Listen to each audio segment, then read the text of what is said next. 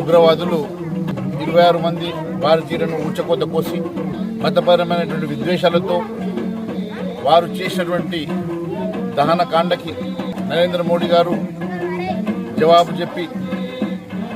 పాకిస్తాన్ నడి బొడ్డులో వెళ్ళి అక్కడ వందలాది మంది ఉగ్రవాదుల్ని వారి స్థావరాల్ని కూల్చేయడం కాకుండా వందలాది మంది ఉగ్రవాదుల్ని చీల్చి చెండాడి పాకిస్తాన్కి దిక్కుతోచిన స్థితిలో ఈ యుద్ధాన్ని ఆపమని చెప్పి వేడుకునే పరిస్థితి తీసుకొచ్చి అగ్రరాజ్యాల ముందు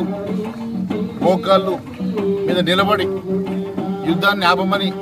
యాచించే స్థితికి తీసుకొచ్చినటువంటి భారతదేశ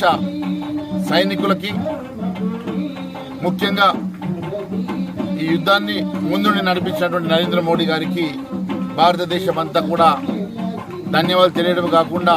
వారికి అండగా నిలబడ్డది. మేము ఎప్పుడు కూడా భారతదేశం ఎప్పుడు కూడా శాంతి కాముకులమైనప్పటికీ మా జోలికి వస్తే,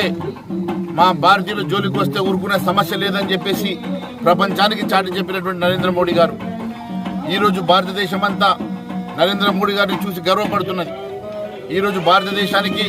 ఒక ప్రపంచ నాయకుడిగా భారతదేశానికి అండగా ఉన్నటువంటి నరేంద్ర మోడీ గారు అదే మాదిరిగా ఈ భారతదేశ గౌరవాన్ని కాపాడినటువంటి త్రివిధ దళాలు సైనికులందరికీ కూడా అభినందనలు తెలియజేసుకుంటూ మరొక్కసారి భారతదేశం వంక చూసినా భారతదేశం ఎట్టి పరిస్థితులు చూస్తూ ఊరుకోదని చెప్పేసి